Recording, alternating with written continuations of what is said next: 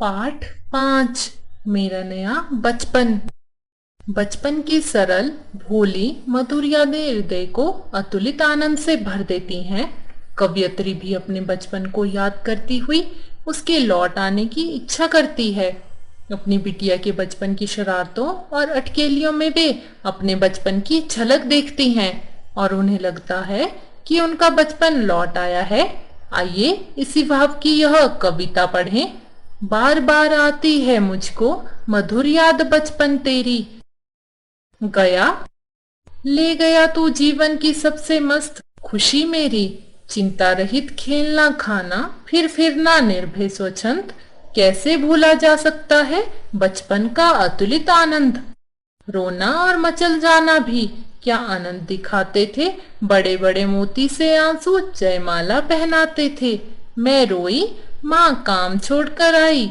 मुझको उठा लिया झाड़ पोंछ कर चूम चूम गीले गालों को सुखा दिया। आजा बचपन एक बार फिर दे दे अपनी निर्मल शांति। व्याकुल व्यथा मिटाने वाली वह अपनी प्राकृत विश्रांति।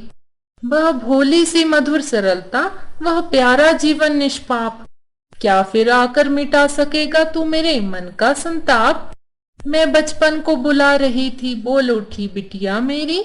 नंदनवन सी फूल उठी यह छोटी सी कुटिया मेरी।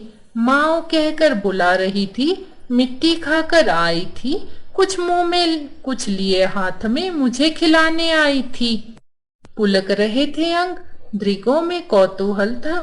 छलक रहा मुंह में थी आह्लाद लालिमा। विजय गर्व था छलक रहा। मैंने पूछा यह क्या लाई, बोल उठी वह माँ खाओ। हुआ प्रफुल्लित हृदय खुशी से, मैंने कहा तुम ही खाओ। पाया मैंने बचपन फिर से, बचपन बेटीपन आया। उसकी मंजुल मूर्ति देखकर मुझ में नव जीवन आया।